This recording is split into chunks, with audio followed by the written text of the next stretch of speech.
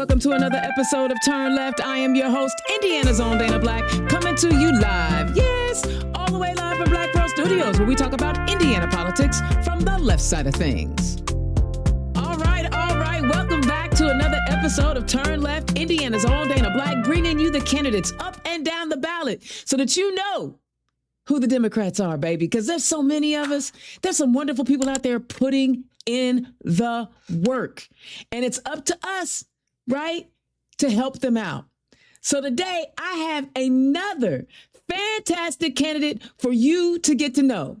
Y'all, welcome to my show today. We have Kelsey Kauffman running in House District 44. Miss Kelsey, welcome to the show. Thank you very much. How are you doing today? Well, I'm a little bit tired. I got back from a week of helping to take care of my 1-year-old grandson. Oh. And while his dad was away. So that was a fun but tiring week. Oh, gosh, toddlers can definitely wear you out. Yeah. That's why you're a week. I give them like 4 hours. That's it. So tell the people who you are and where you come from. Okay. So I'm Kelsey, and I've lived in Putnam County now for almost 40 years. I grew up in a Navy family. My father was a naval officer. He actually has a really interesting background. He founded U.S. Bomb disposal for all the services, and then also founded and led the Frogmen during World War II in the Pacific, and that's the Frogmen who became the Navy SEALs. So it was unusual. And then the other thing about my dad, and I share this because it's actually relevant to my candidacies, is that he was an ardent defender of democracy, an ardent opponent of fascism. And in fact, in 1938, he was in Germany, heard Hitler speak twice, realized immediately the danger that he posed to the world, came back to the U.S., tried to get people to back going into the war, and he had no luck at all. So when Hitler invaded France, he purchased an ambulance and shipped it along with himself to France and became an ambulance driver, was captured by the Germans, was in prison, got out, made his way to England, and joined the British Navy, taking apart unexploded bombs and mines, and then was back in the U.S. when Pearl Harbor happened. And so they transferred him over to the American Navy, flew him out to Pearl Harbor to take apart the unexploded bombs there. And then he started bomb disposal. And then later in his, and the Navy Frogmen, and then later in his career, he was the superintendent of the U.S. Naval Academy. Wow. That was from 1965 to 68, and I lived at the academy during that time. And he became the person who aggressively desegregated the academy, spent a lot of his time going around the country recruiting outstanding young men who were black or brown, and then really much was their champion. And during that time, I mean, his values really rubbed off on all three of his children. And I was in high school in 1965 in Washington, D.C., and with my parents' permission, I traveled I went alone on a train to Montgomery, Alabama, and joined the end of the Selma Montgomery March. So I do have this family history of both being very aware of fascism and very strongly supporting democracy, and also taking a real leadership role on race. And in Greencastle, I've been a longtime member of NAACP, and for a while I was president of the branch here. One of my real focuses was on racism in prisons. And Mm. I'm getting beyond myself here. No, So no, I have yeah, yeah, questions, so keep yeah. talking. Okay. So then after my father was at the Naval Academy, he went to the Philippines and was the commander of U.S. naval forces in the Philippines. And I went there as well and enrolled in the University of the Philippines. And while I was there, I was studying folklore of the Philippines and decided that I wanted to find out much more about a particular group in the Philippines. And so I was able to live with a very remote tribe. The Bukalots is what they call themselves. The Long Goats is what lowlanders called them. And they were still a very active group of practicing headhunting. So that was a really fascinating time for me, living with them and then also at other times attending the university there.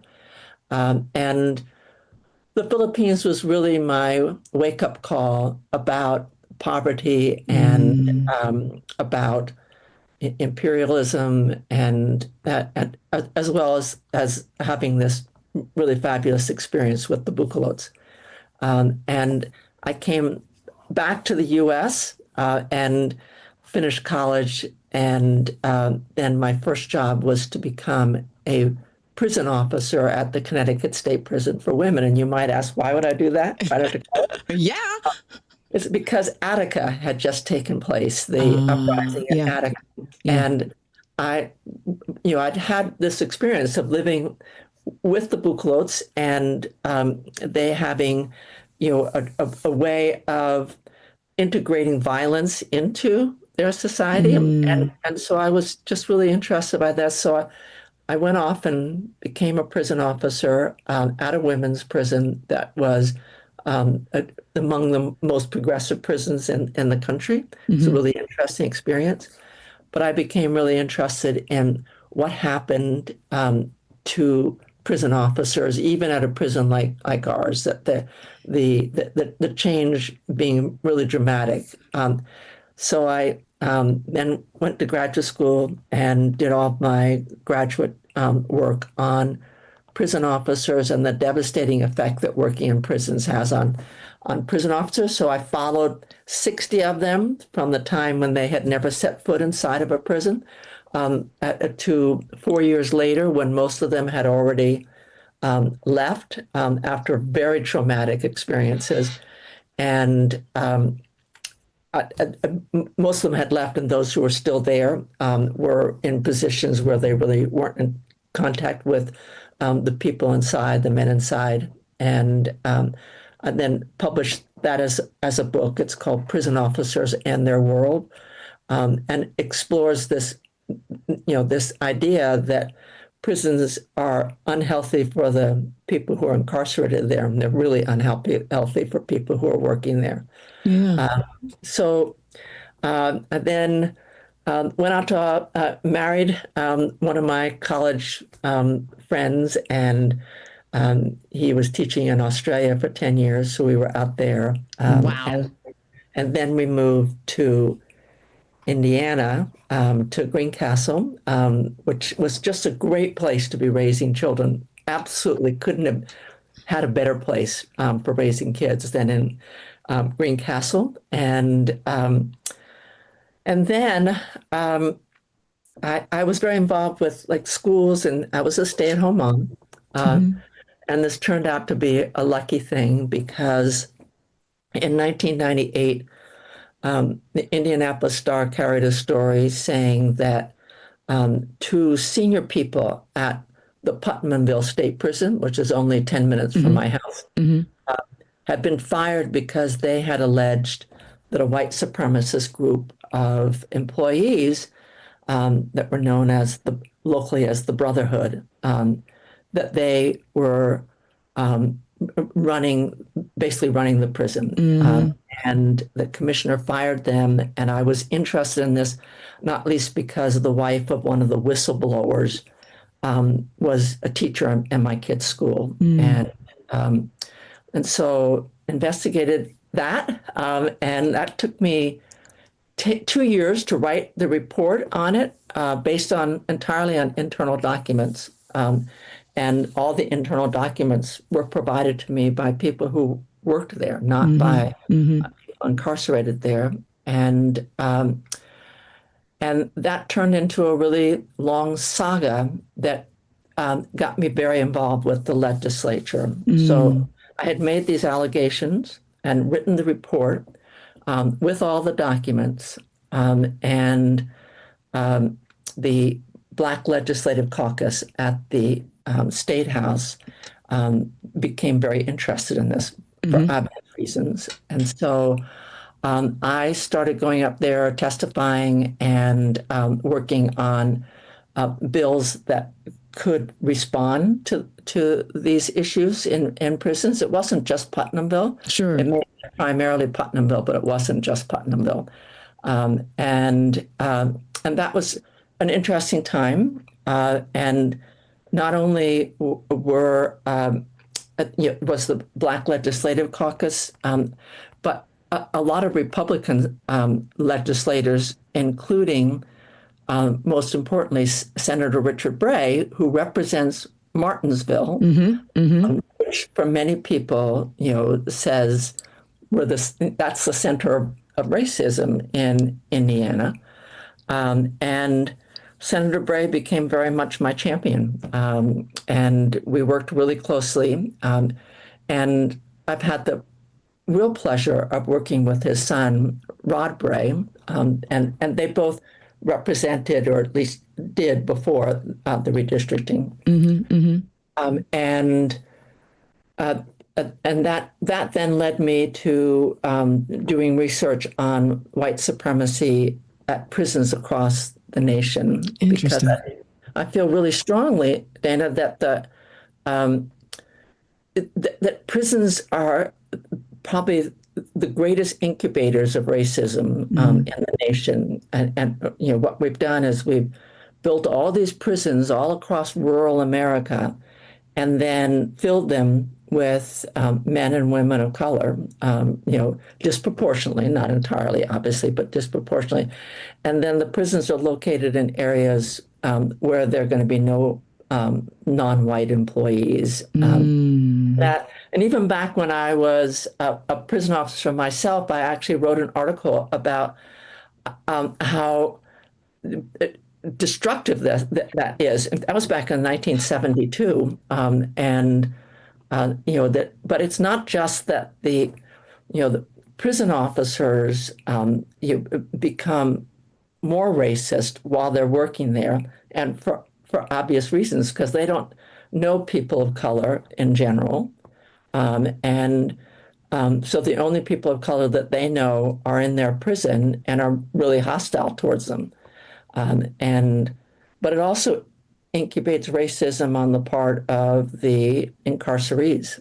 So it's really a devastating problem. Yeah, it's a horrible cycle. I mean, it's more than just people losing their lives to mass incarceration. It's what happens to them psychologically when they're in these walls. I want to back up a little bit because I'm glad you told the story of your dad and how his life experiences kind of shaped some of the things that you did in your youth. And to be the fact that he helped create the Navy SEALs, oh my God, that's huge, right? But even after all of that, your dad probably made a very comfy life for you, right? You were doing pretty well, but you decided to go down into the bowels of Southern racism to stand up for people you didn't know.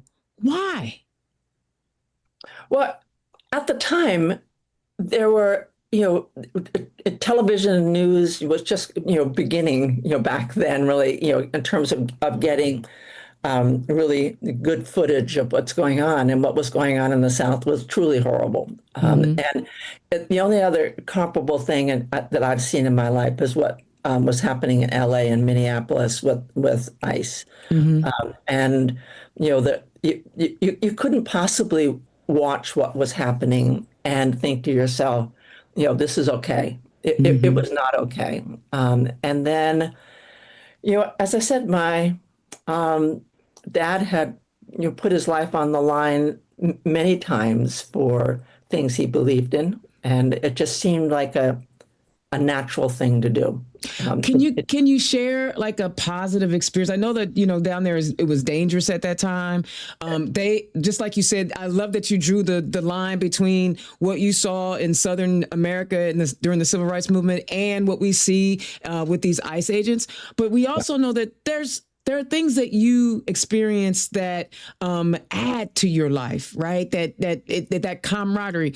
Can you share a story or two? Because obviously I'm interested in the civil rights movement, but can you share a story or two about something that positively impacted you in the way that you see the world today from those experiences down there? Yeah. So I always look back on going to Alabama as being kind of the dividing thing in my life, that was before that, and there's after that.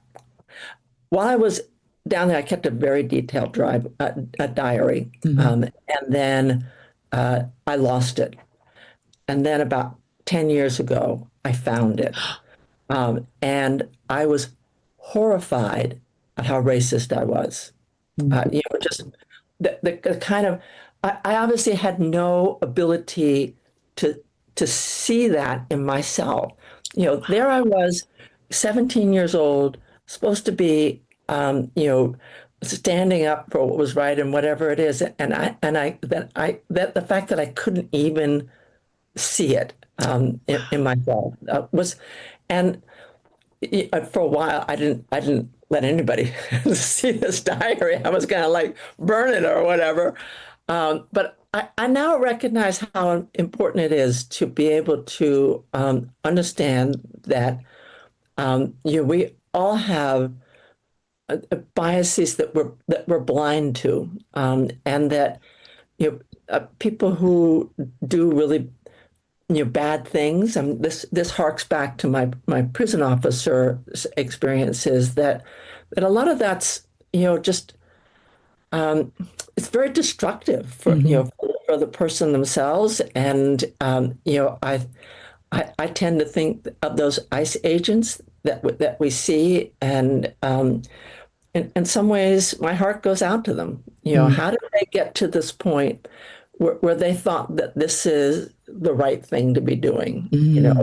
Grabbing some 5-year-old off the street, and I do think that people get pulled into these subcultures, and like me, didn't have the ability to really question what I was thinking and what I was doing. Interesting. That is the self-reflection.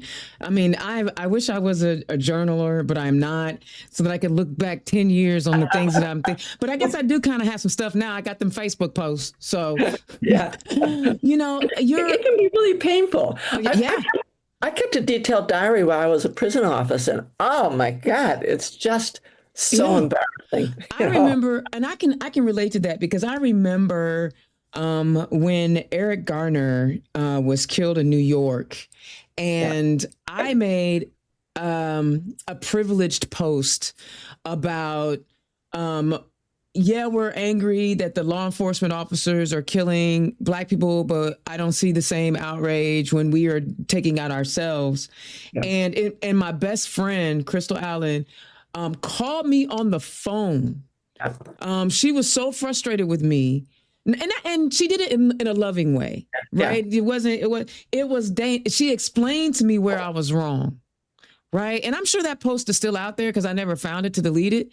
But and I own up to the fact that I said something wrong, and people loved me enough to call me on what I said wrong.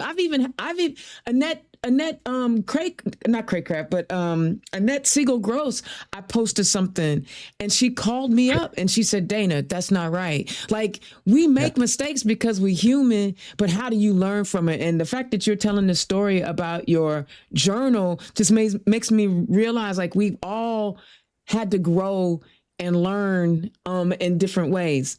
Yeah. So now I wanna talk about a little bit, and we're going to get to policies and all that other stuff, but I think it's so interesting to find out who people are, right? just like you study police, the prison guards, right? And the fact that you have such empathy for ICE agents, I ain't got that right now, but you got it, and I'm gonna let you hold on to it. But talk about what it was like for you to, okay, you saw what racism looked like in America, but now you're going over to the Philippines and you're seeing something totally different. How did it change you, or what did you learn from being in a totally different culture where you're immersed in different language, different foods, different way of seeing the world? What kind of positives did you get out of that? Oh, so much. I mean, I think of that as the other crucial kind of, turning point for me. For one thing, to see so much ostentatious wealth, juxtaposition to, the really bad slums, there. And, and I loved the Philippines, and the University of the Philippines was the best college or university I ever attended. Wow. In terms of what I learned. But, the living with the Bucolots was, I think, the most instructive thing for me. Okay, so they were, as undeveloped as almost any group you can imagine. No contact, basically, with the lowlands, and had been isolated for centuries. Centuries, probably. right? Yeah, and here they were practicing something that I really disapprove of, which is headhunting. Right. And I absolutely loved the people. And I think actually, probably the happiest time in my life was living with the Bucolots.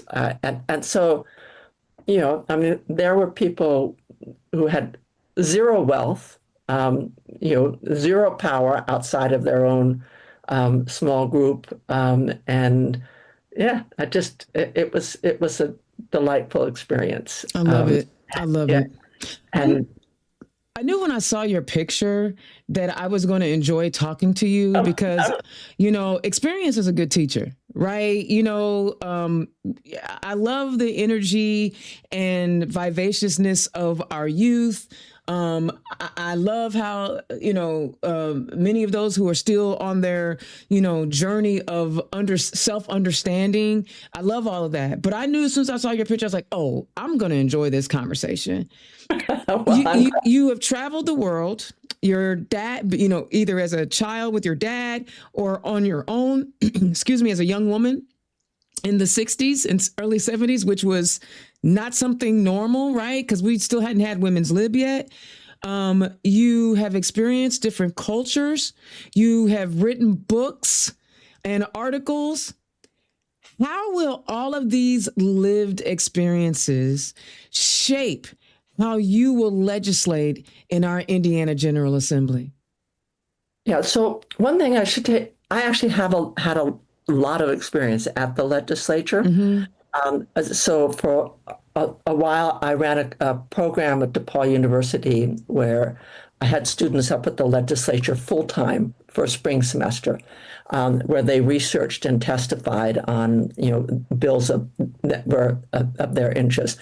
I have been testifying on prison and criminal justice issues since the whole investigation of the Brotherhood and so on, and then I started and ran the college program at the Indiana Women's Prison, and I started a public policy program there where I would bring in bills that the legislature was considering, on which the women at the prison were some of the state's leading experts. And as they always say to me, we're not experts. And I would say, oh, yeah, you are actually, in terms of inner city food deserts, in terms of childhood sexual abuse, drugs, whatever. A lot of the most important issues that the legislature is considering are things on which you know far more than they do. And so I would have them write briefs on these different bills, and then I would deliver their testimony at the legislature. Say this is from my women at the prison, and and then in 2017, I left the prison, and the next year, some of my best students in that public policy program were released. And two of them, both named Christina, were up at the legislature with me for two legislative sessions. And we would get lots of other women to come in who also had been incarcerated to testify on things. And actually, if you don't mind, a segue on Yeah. this. One of my greatest thrills up at the legislature was that the Christinas wanted to introduce two bills. And I told them, it's a very long process. You try to find someone to introduce your bill the first year, and then, the second year, maybe you'll get a hearing in the House or something. And then you'll get it out of committee and adopt it. It's like a 5-year, 6-year process usually for getting a bill through. And they the first bill that they worked on, that was the first year, was one that guaranteed that women would not automatically lose parental rights when they went to prison. So the rule was after 18 months in prison that then your parental rights were severed and you could never have contact with your child again until he or she was 18. And That's horrible. it is horrible. It is horrible. And one of the students in the program, name was Jennifer, had just gone through that. So the Christinas, basically drafted the bill, got a legislator to introduce it. They provided all the testimony and the negotiations, not just with legislators, but also with other interested, organizations and groups. And they got the bill through in 1 year. Wow. And then the next year, they did the same thing with a bill that would ban prisons and jails from shackling pregnant women. I remember that one. Yeah, that was my students. Got that through. And one of the Christinas had given birth while she was in prison and was shackled to the bed during labor, which is just mind-boggling. And then she was allowed, I think it was 24 hours, with the baby, but she stayed shackled to the bed the entire time. God, that's horrible. And as somebody who's, given birth, and any woman who's given birth, you know that, okay, I'm dilated, to like 4 centimeters. I am not running away. You're not going anywhere. And obviously it was not a woman that created that rule because they would have known better. Exactly. Right? And in fact, it was a bill that appealed to all the women who didn't matter whether they were Republican or Democrat. They were all like, are you kidding me? This is a thing, right? Yeah. Yeah. Gosh. So, that I was just so proud of them, pleased with them. And if I were, you get back to your question, if I were elected and when you were elected, go ahead. All right. I have good models to follow. I can follow my two Christinas.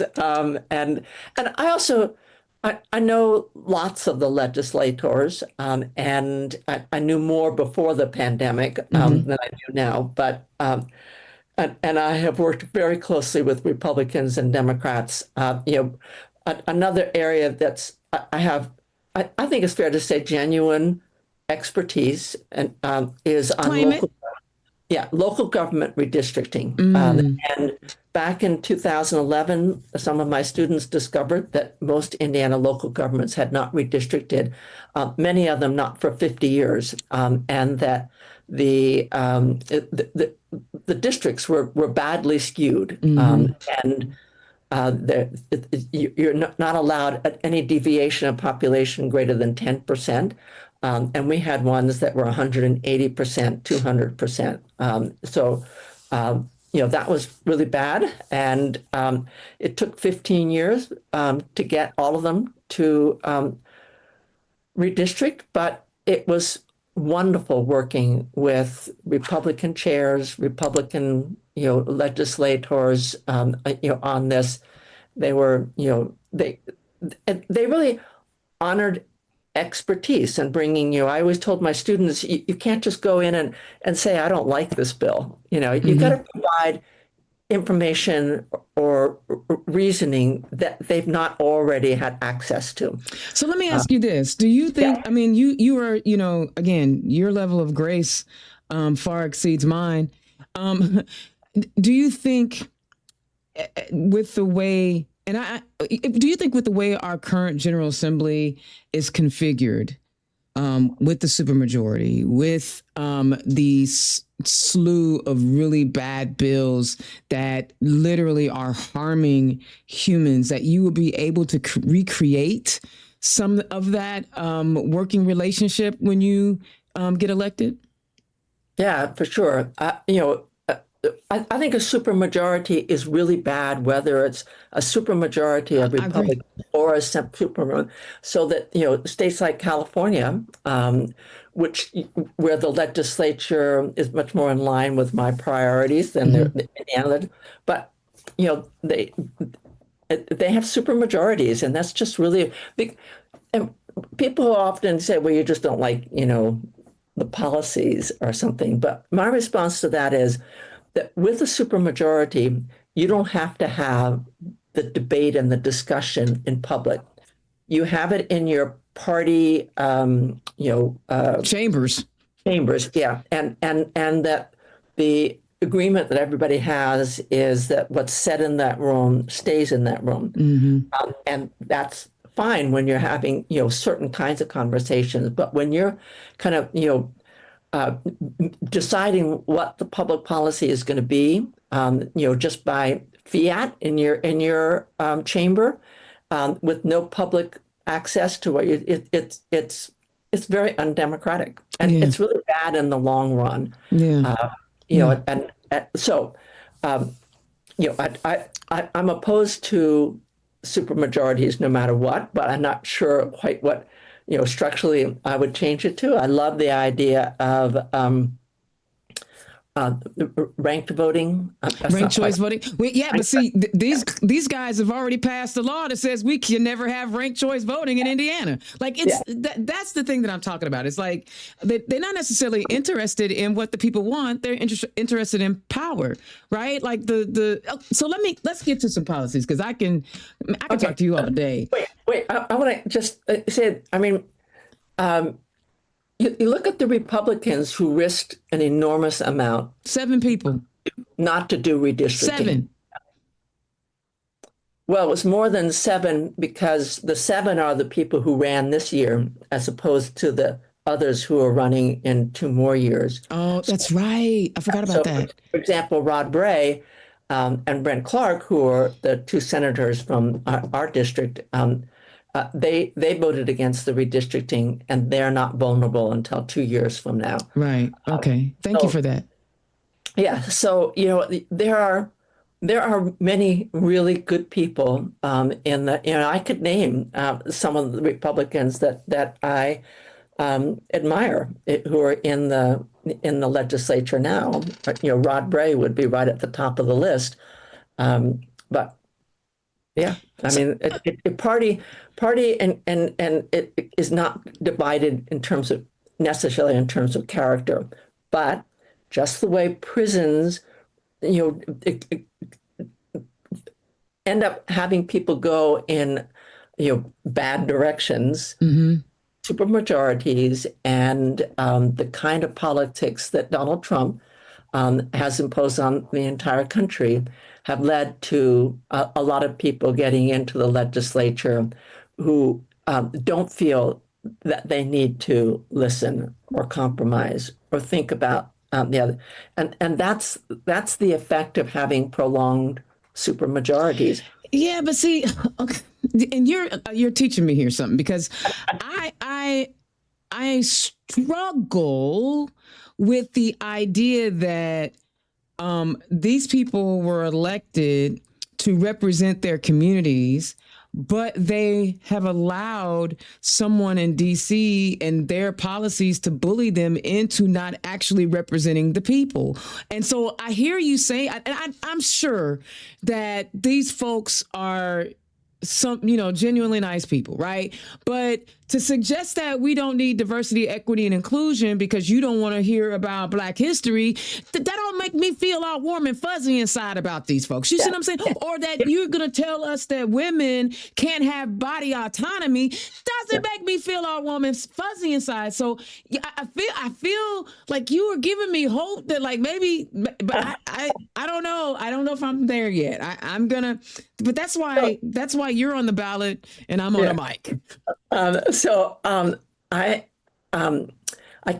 was out in California with my grandkids for quite a bit during the pandemic. And I actually lived on a sailboat for 3 years because I couldn't afford to live on land, but I could afford to live on a sailboat. And I'm going to go off on a tangent here, but I'm going to come back to it. And I had decided that I wanted to sail across the Pacific. And so I was making plans to do that. I was supposed to leave about 15 months ago. It was March 2025.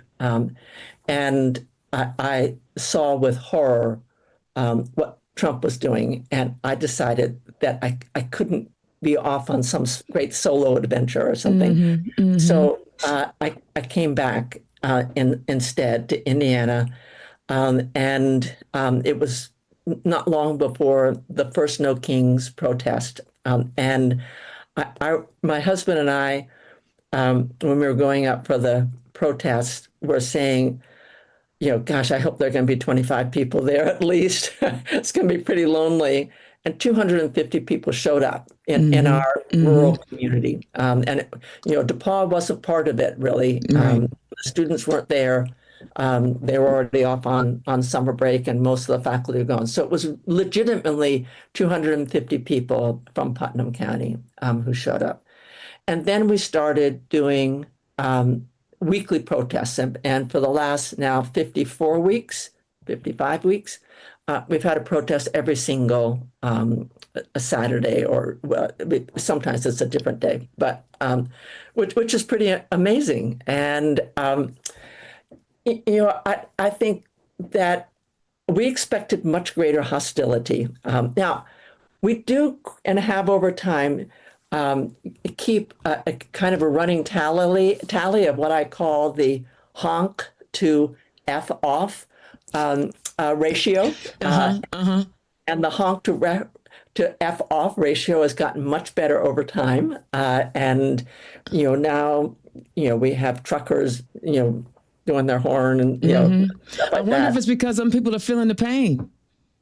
It almost surely is. Yeah. So we're holding these signs, and one of the things that we decided to do from the very beginning was to celebrate all the things that Trump had been demonizing, right? So EEI and LGBTQ and, the rights of women and, all those things. So, the best response is to be out and open and say, oh, what you're demonizing, I actually really believe in. And so that people know, because it's hard for people to stand up. And there are a lot of people who can't do that in a vacuum, they've got family, they have extended family. Yeah. What are my in-laws going to think if I do this? But if they see a lot of people standing up, they'll stand up too. Then it makes it a whole lot easier for them. And I honor those people. It's easy for me as a retired person. I can do it. I feel the same thing. Like I can sit up here and talk and be a public facing person because I don't have any children. My parents are gone. My partner is an elected official. So like I can be out front without the same fears. And I definitely feel that. But again, I'm going to say you got way more grace in your heart than I do. And I applaud you. Now, I got to ask, because, I want to make sure that we get some policy. And like I said, because I could talk to you all day and I knew that. You could see in people's eyes, like, I'm going to enjoy this conversation. Give me the three top issues that either that you're hearing when you're knocking doors or how you're framing your campaign so that we can at least know what policies are motivating you right now? Okay. So more than anything else, I'm focused on Homeland Security, mass deportation, the way it's horrible way, unforgivable way that we've been treating people because they're black or brown or are poor or whatever that so um, you know ICE and Stephen whatever his name is Miller. Miller, thank you. The guy that's scared of chalk on sidewalks. That those are the things that are driving. I don't like um, all these incredibly evil, stupid, foreign, things. But we're going to invade Greenland, Canada. I mean, all that stuff. But that's not a legislative issue. So what is a legislative issue, and the thing that I was really focused on during this 2026 legislative session was Senate Bill 76. And Senate Bill 76 is forcing even schools and hospitals to cooperate with ICE. And back in January of 2025, Governor Braun held a press conference and said that he wanted all local law enforcement in Indiana to sign what are called Section 287G agreements, where the local law enforcements basically do ICE's bidding.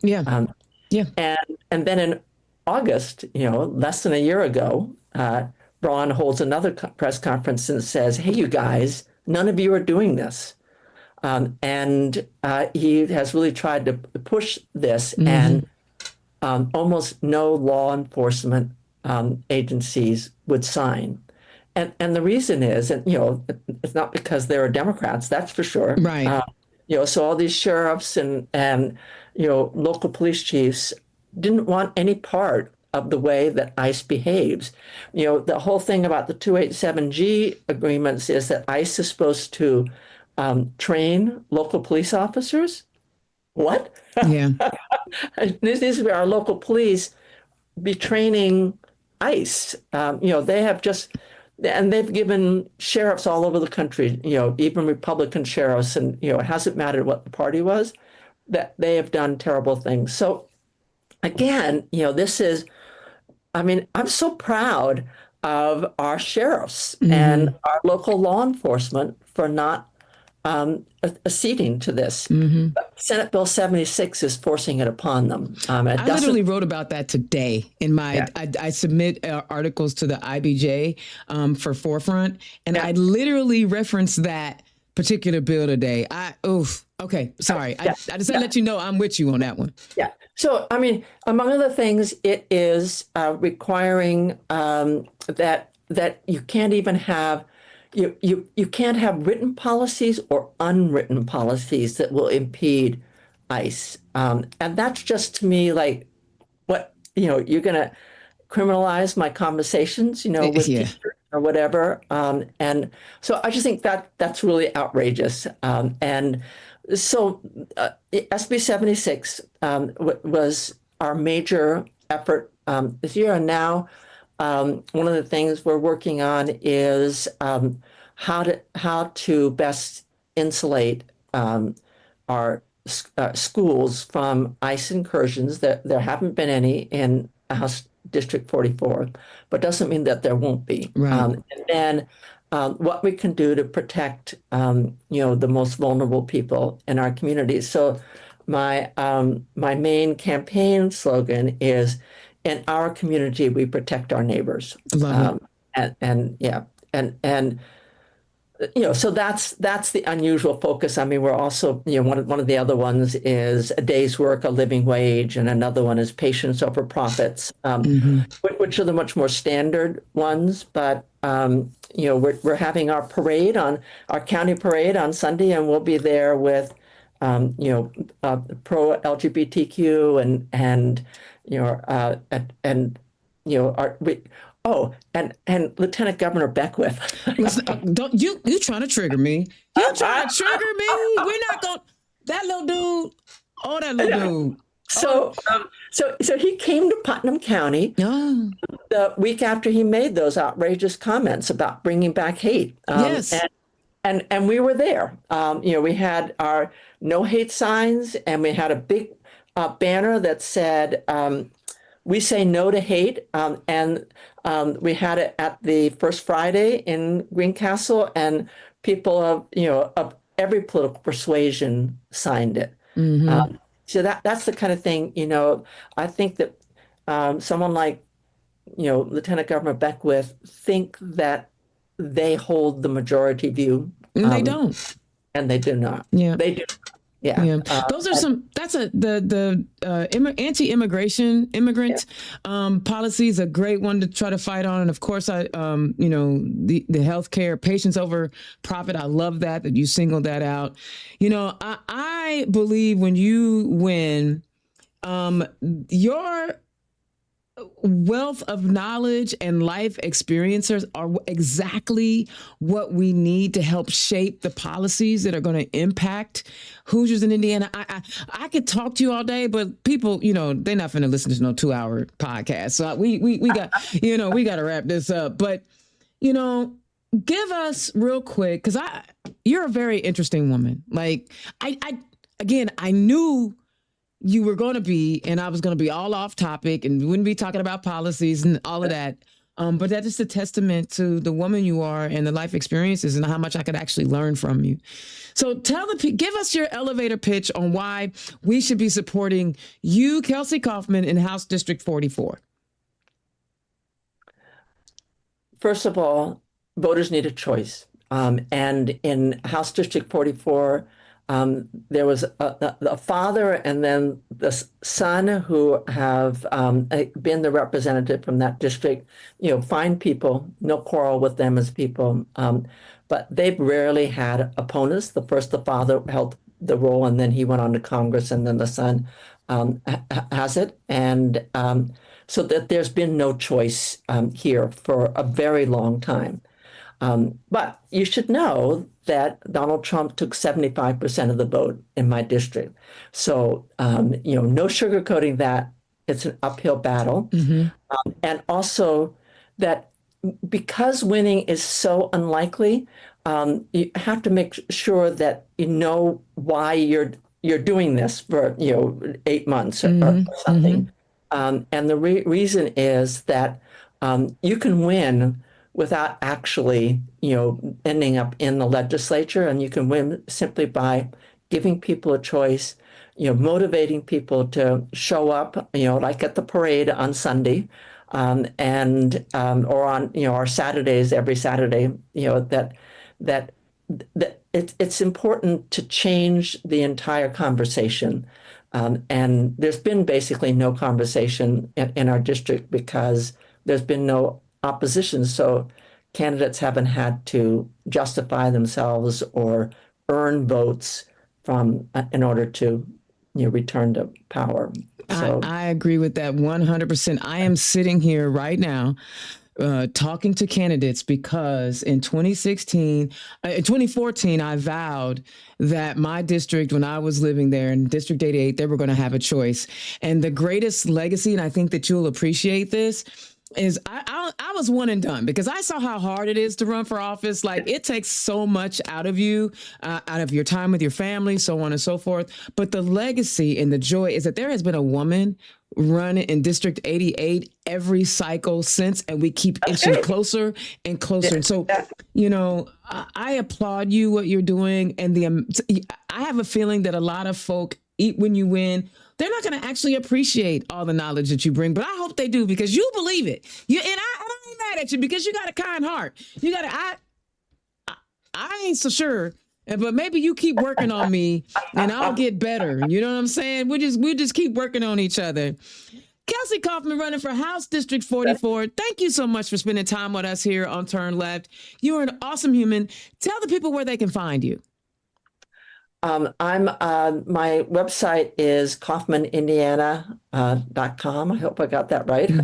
And I have an explanation of why I hold various views that I think are more straightforward than most people, that they're not like politicalese.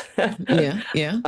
And yeah, so they can find that information there. And yeah. All right. I love it. Thank you so much for taking time to chat with me. This exceeded expectations, and you may end up with an email talking about let's have lunch. Like it could happen. I would love to. Oh my God, that would be great. I love it. All right. Thank you so much for joining me. Okay, guys, look. First of all, how about the history lesson? Is anybody else a history nerd? And not just history that you're reading in a book, but somebody's lived experience, right? And self-awareness and growth, and not just from what their father provided them, but carve their own way out in this world.